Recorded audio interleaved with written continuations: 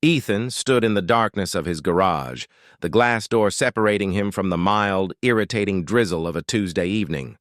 He didn't need the surveillance camera feed projected onto his workbench screen to know what was happening. He knew the precise time, 9:17 p.m., and he knew the woman. He knew the sickening, familiar thunk of her charger port cover opening, followed by the soft, magnetic click of his proprietary cable snapping into her $90,000 electric SUV. He watched the digital readout on his custom monitoring system. Power draw detected. Authentication failed. Source, 785 kilowatts. Estimated, 3 weeks. That was how long it had taken for annoyance to curdle into cold. Calculated rage. The neighborhood, a meticulously planned cluster of zero-lot line townhouses, was designed for shared amenities and polite, distant coexistence. Ethan, a software architect who valued boundaries, had installed a top-of-the-line Level 2 charger in his designated driveway spot, the only spot wired for the necessary 240-volt circuit. He'd made the investment after pre-ordering his new car, securing his independence from local public charging queues.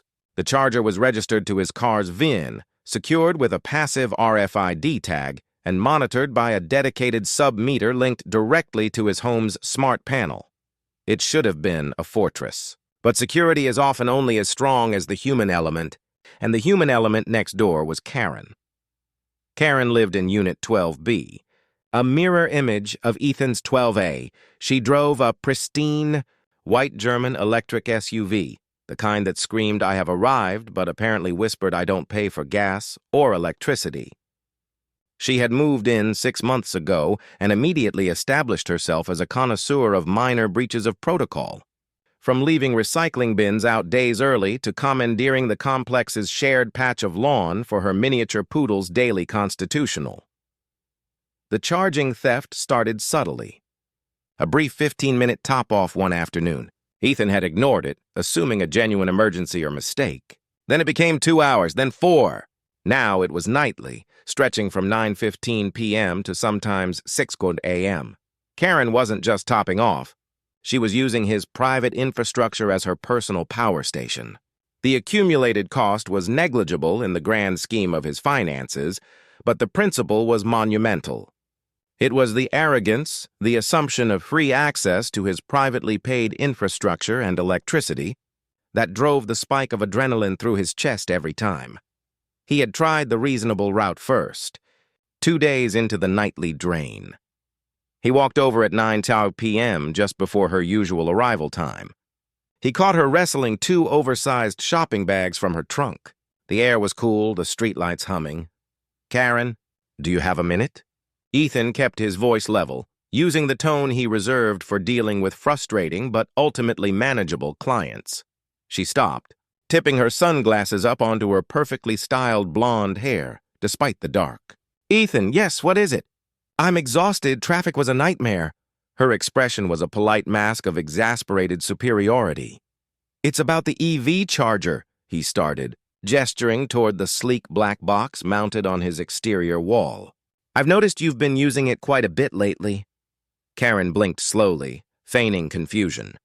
"Oh, that? Yes, it's so convenient, thank you. My husband hasn't gotten around to installing ours yet, and the nearest public one smells faintly of stale French fries. You know how it is." She dismissed the issue with a bright, possessive smile. "No, Karen, I don't think you understand," Ethan said, his voice tightening despite his best effort. "That charger is tied directly to my personal electric meter. It's private infrastructure. You're essentially connecting your car to my house and taking my paid electricity." She laughed, a dry, brittle sound that grated on his nerves. "Oh, Ethan, please." "Don't be dramatic. It's electricity. It's a neighborly courtesy. What is it costing you, $5 a week? I think we can all afford a little goodwill, can't we? Besides, it's outside. It's not like I walked into your living room and used your Wi-Fi. It's not about the money. It's about asking," Ethan insisted, his palms starting to sweat. "You need to stop, or at least come talk to me about an arrangement." Karen lowered her sunglasses back over her eyes, signaling the end of the discussion. "Look, I have organic produce melting in the trunk.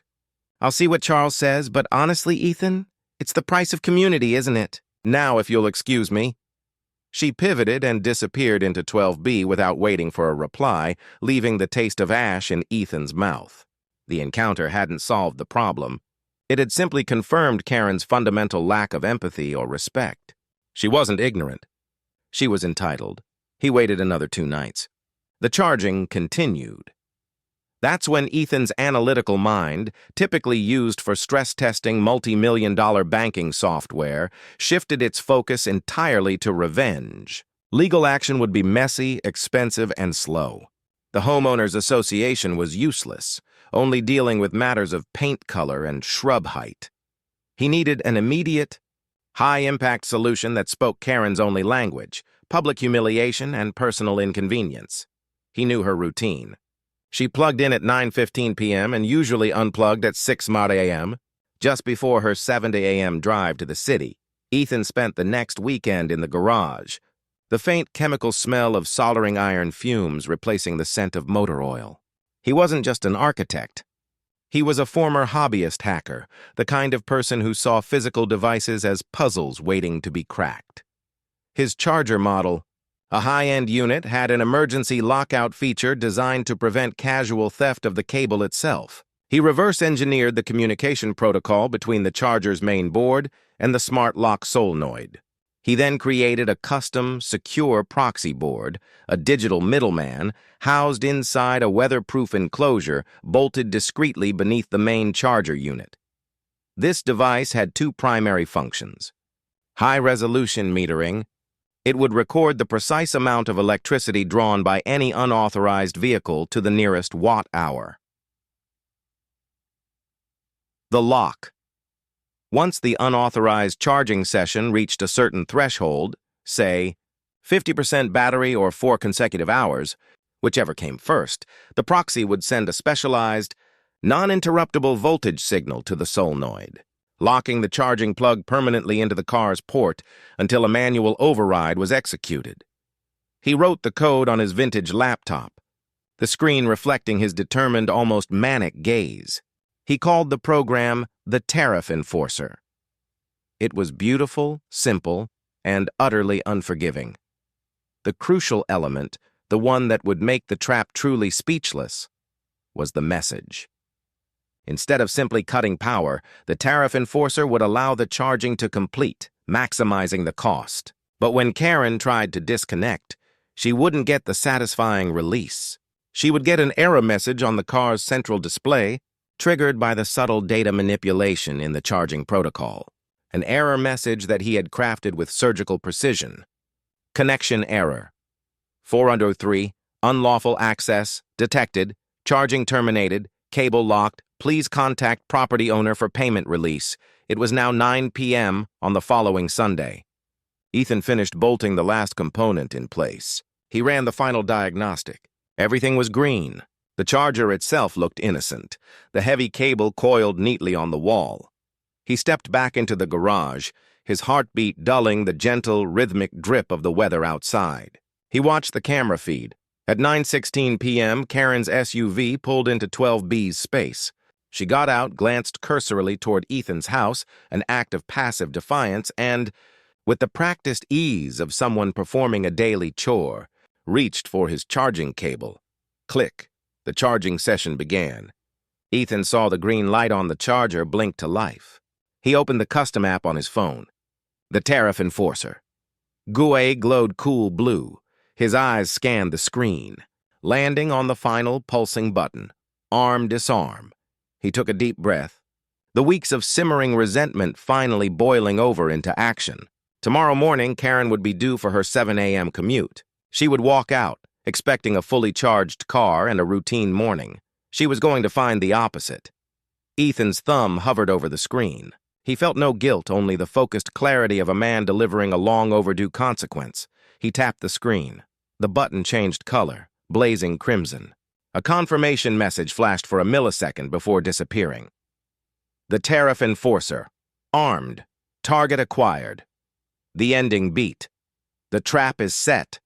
And the camera feed shows Karen walking back into her house, completely oblivious to the fact that her charging cable is now a high-tech handcuff attached to her car. Ethan knows exactly when the explosion will happen. He closes his laptop, a shadow of a smile playing on his lips.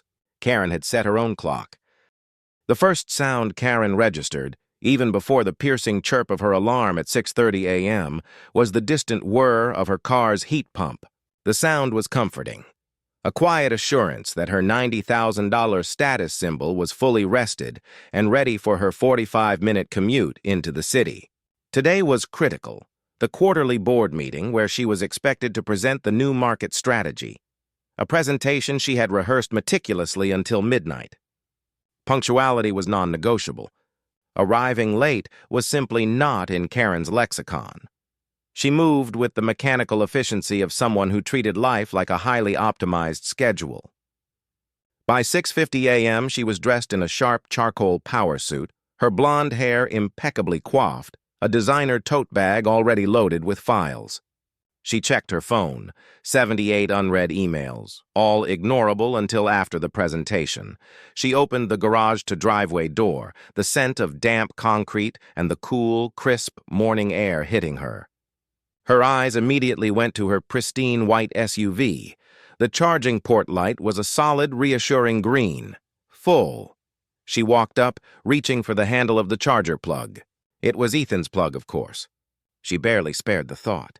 He was being ridiculous about a few cents of electricity, but she would have Charles handle it later. She planned to buy an ugly, cheap public charger next week just to appease him. For now, this was a convenience she deserved.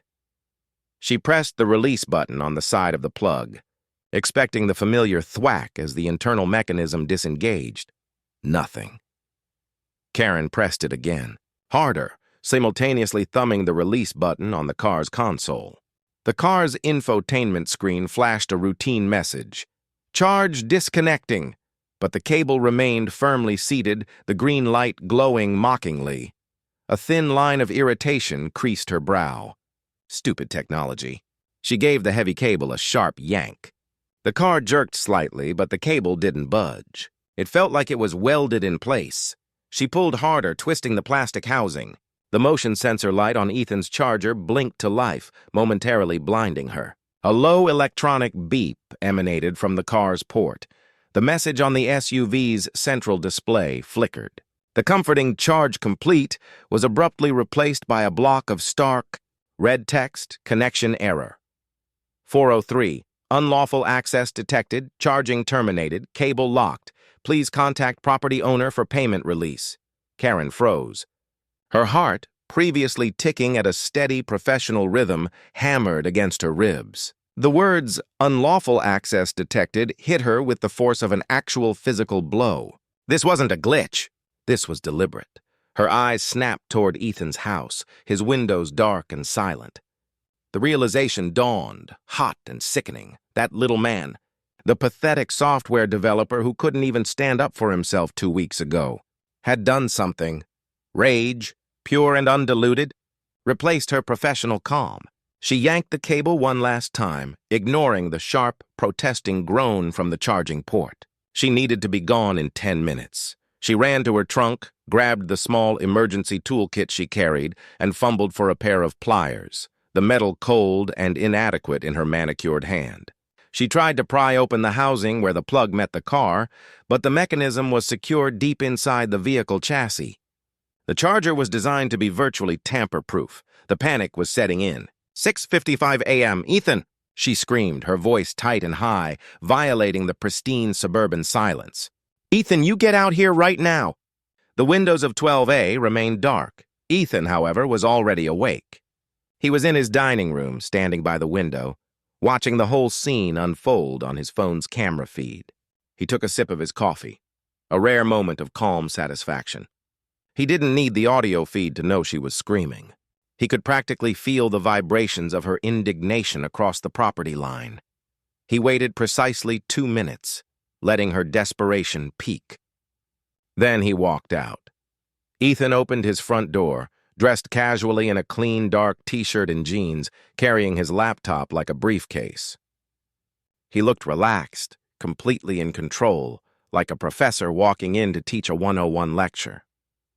Karen wheeled around, her face flushed crimson, her composure shattered. What did you do? She spat, marching towards him, her leather heels clicking furiously on the pavement.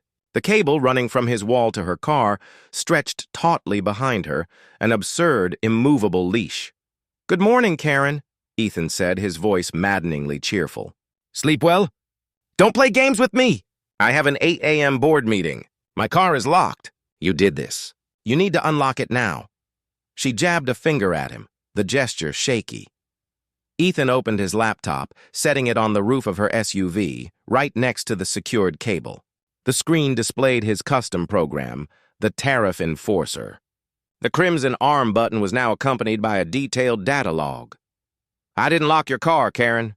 Your car locked itself," Ethan corrected her gently, pointing at the screen. "The moment my hardware detected a foreign VIN attempting to draw power from my private sub-metered circuit, it completed the charging cycle to mitigate fire hazard, a neighborly courtesy, and then initiated a standard anti-theft lockout procedure. My charger is now officially designated as stolen property secured by police-grade lockout." "Stolen property?" "It's a cable attached to a wall. It's a level 2 240-volt charging station, Karen, powered by my meter. And I have the receipts," Ethan countered, tapping the laptop screen. "For the last 23 nights, you have drawn a total of 785 kilowatt-hours of electricity. At my current tiered rate, plus the infrastructure degradation fee for non-registered usage, that comes to exactly $137.45, he paused, letting the numbers sink in. "The car's display is telling you the truth. The cable is locked until the property owner, that's me, processes payment and issues a secure digital release key. I need 2 things from you. 1, payment of $137.45 in certified funds, and 2, a signed statement agreeing that you will never attempt to connect to this private property again." Karen's jaw dropped. "You can't be serious. You rigged my car over $100? I'll write you a check for $500. Just unlock it. I have to go." "It stopped being about the money the minute you told me it was the price of community, and then kept stealing," Ethan said, his eyes hard. "It's about consequence. You wanted to dismiss this as $5 a week. Now it's costing you your morning, potentially your presentation, and frankly, your dignity." A flash of movement caught Ethan's eye. Mr. Henderson from Unit 8, walking his golden retriever, had stopped a few yards away, openly staring at the sight of Karen, the neighborhood's most fastidious resident, trapped and yelling at a man over a cable. Karen saw him too, and her voice dropped to a furious, hissing whisper. "You do realize this is illegal? Tampering with a vehicle? Extortion? I'm calling the police, and I'm calling Charles." "You will lose your house." "Go ahead," Ethan invited, leaning casually against the SUV. "The police will find video evidence of you trespassing onto my property and stealing power for 23 straight nights, a documented crime. My tampering is simply securing my private property, the cable, from continued theft. And my device recorded every single transaction, date, time, and precise power draw. I've prepared a file for the police and the HOA. All I need is your signature and the money." He reached into his back pocket and pulled out 2 crisp, official-looking documents, a carbon copy receipt and a simple legal release form. He slid them across the hood of the car, stopping right by the lock mechanism. Karen looked down at the documents, then at the locked cable, then at the increasing number of neighbors now slowing down their morning walks to observe the spectacle. The green light on the charger blinked innocently. Her presentation was starting in less than an hour, and her $90,000 SUV was tethered to the wall like an expensive goat. She couldn't move. She couldn't drive. The power, once free, had become a prison. "You absolute bastard," she whispered, her voice cracking with humiliated defeat. The ending beat.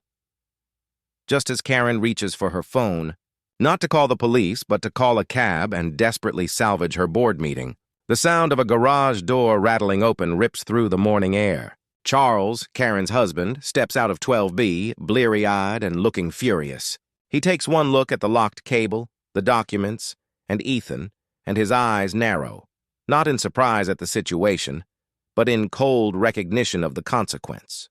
Charles knew exactly what Karen was doing, and his appearance immediately ratchets the conflict past simple neighborhood drama.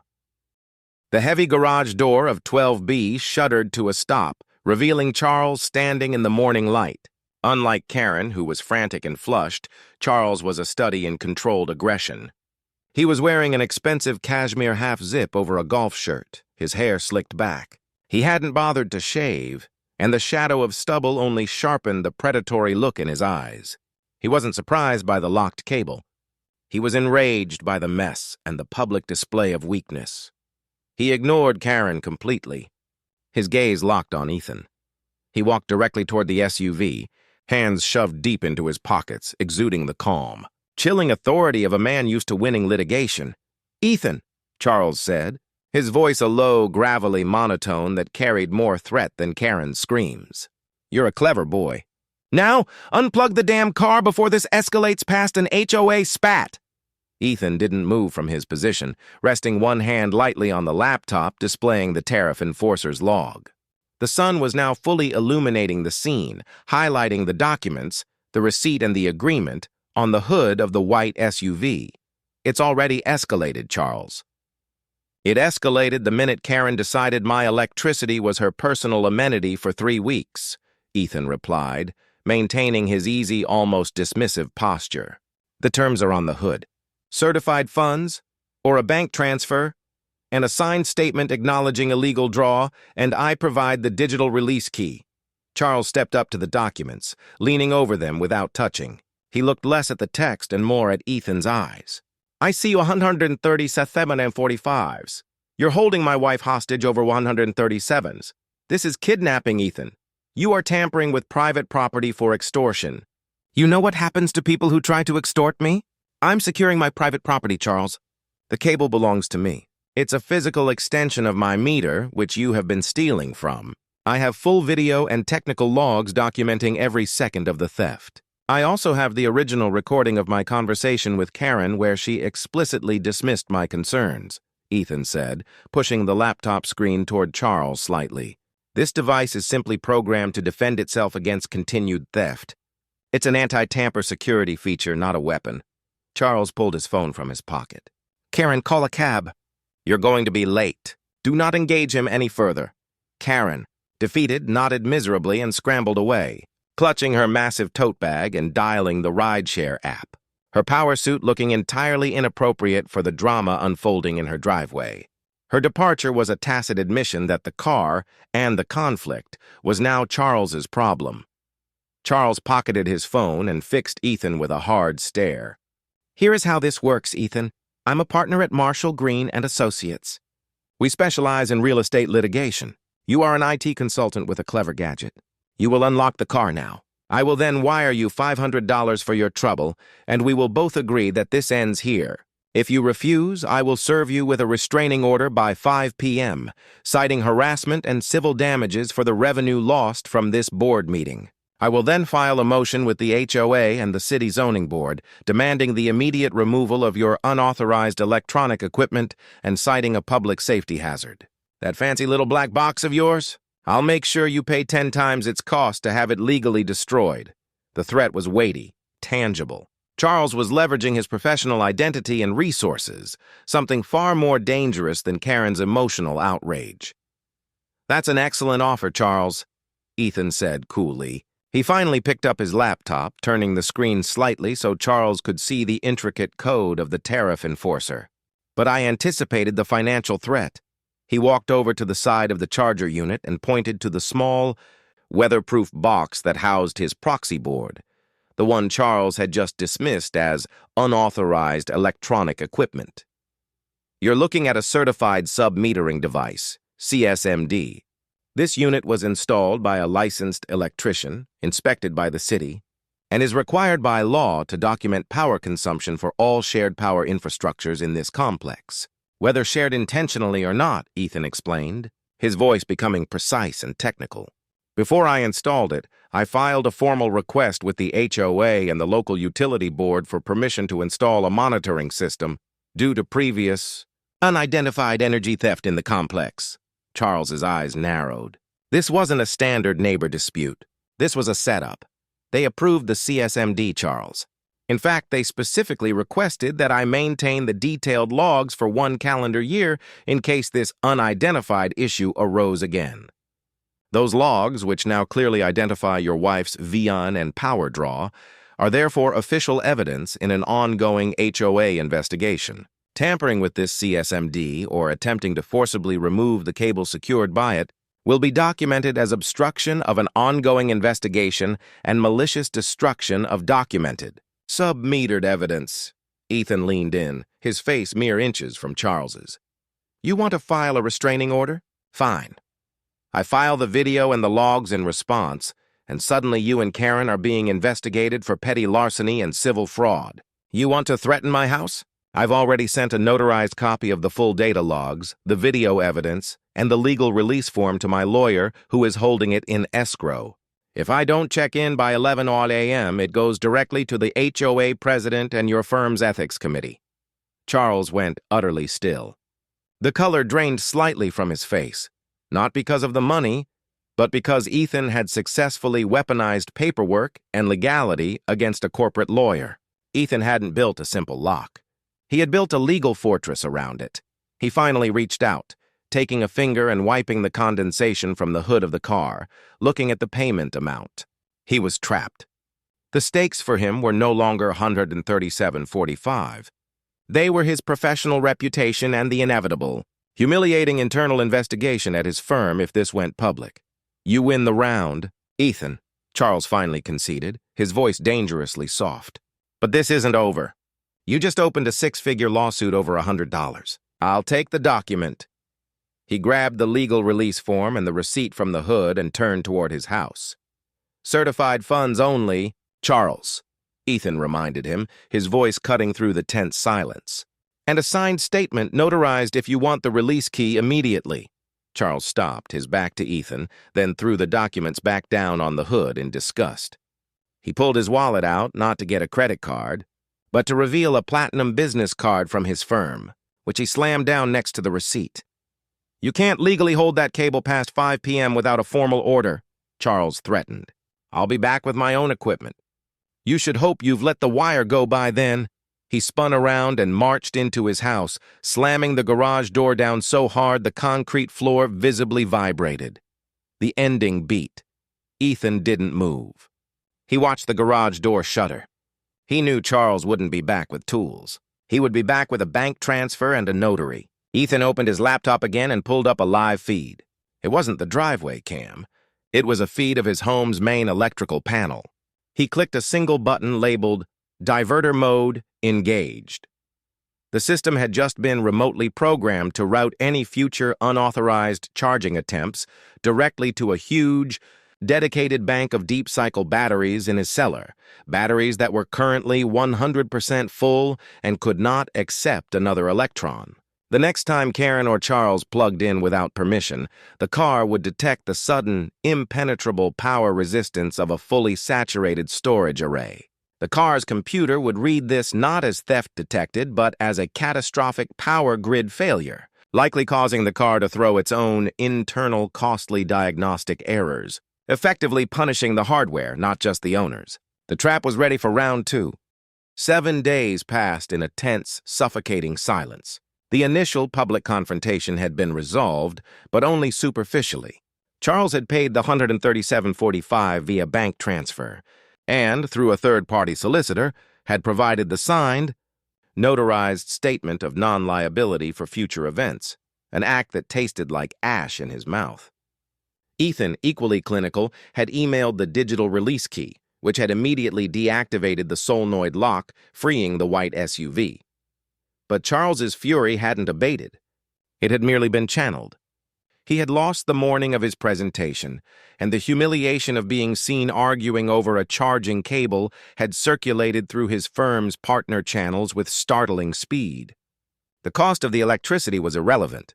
The cost to his pride was infinite. He knew he couldn't touch Ethan's primary charger, the certified sub-metering device. That was a legal minefield. But Charles believed Ethan was an amateur who had overplayed his hand, assuming the game was over. Charles's analysis was simple. Ethan had put all his defenses into the charger unit itself. Charles had identified the new weak point. A standard, high-amperage 240-volt outlet mounted low on the exterior of Ethan's garage wall. the kind used for heavy tools or RVs. It wasn't the fancy EV charger, but it carried the same raw power that Karen's SUV could utilize with a heavy-duty travel adapter.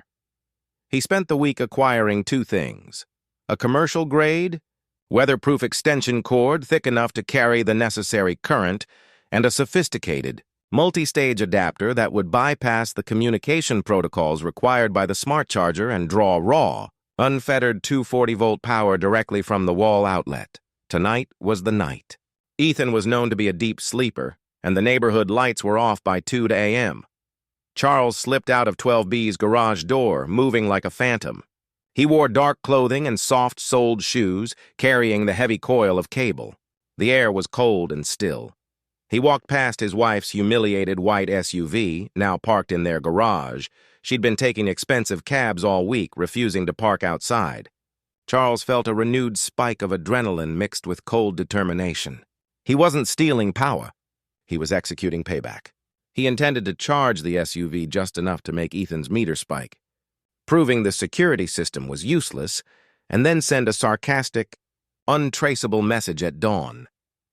Charles knelt beside Ethan's garage wall. The power outlet was just above the ground. He quickly plugged the extension cord into the outlet, the connection snapping shut with a muted click.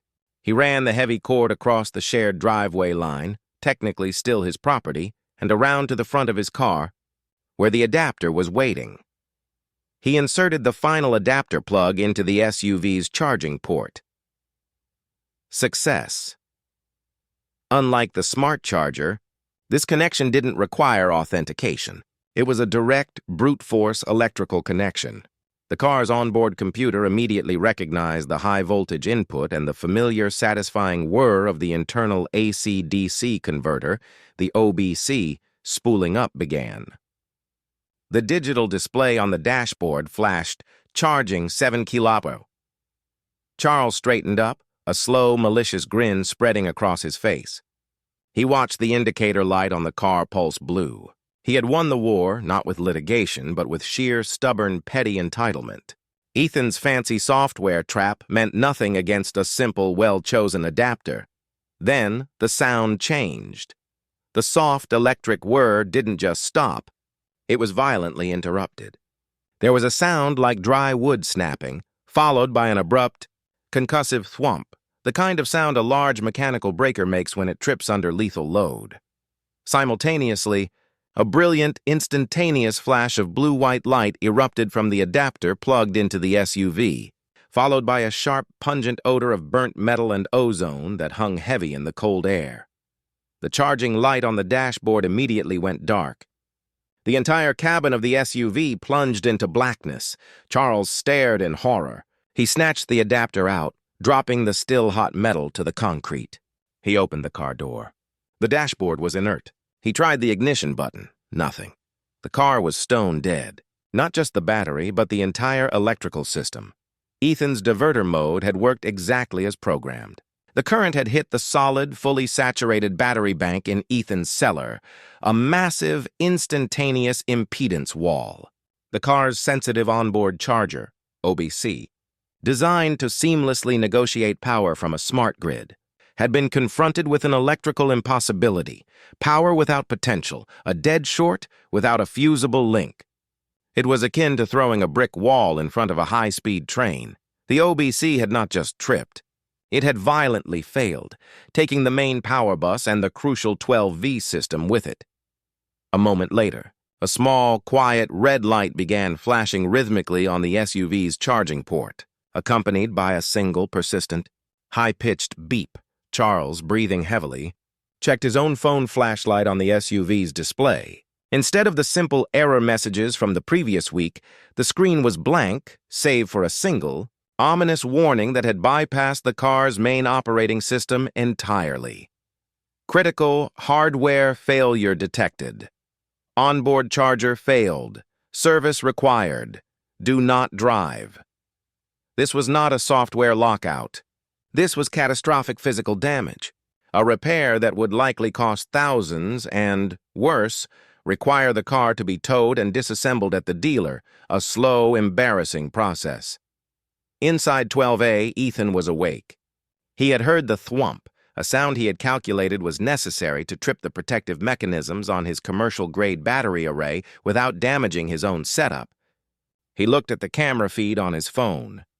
Charles was standing motionless in the driveway, holding a smoking adapter. Staring blankly at his dead luxury SUV, Ethan then opened the other application on his phone, the one connected to the digital display he had installed in his kitchen.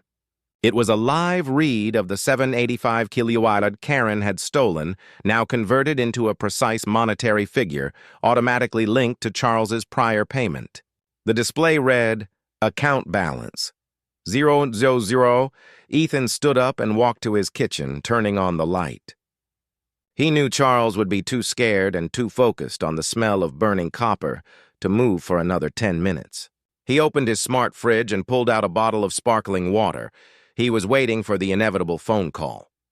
The first desperate plea from Charles that couldn't be disguised as a legal threat. The phone rang at 2:17 a.m., Charles's number. Ethan let it ring twice before answering. "Ethan?" Charles's voice was strained, stripped of all arrogance, tinged with genuine fear. "Look, something went wrong. Something is seriously wrong with the car. I think I need help."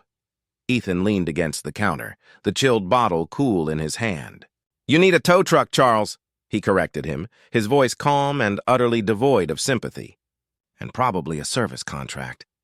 Good luck getting that resolved before the end of the month." The ending beat. Ethan disconnected the call before Charles could reply. He then walked back to his workbench and pulled up the footage of Charles standing over the smoking car, the look of utter defeat clear on his face.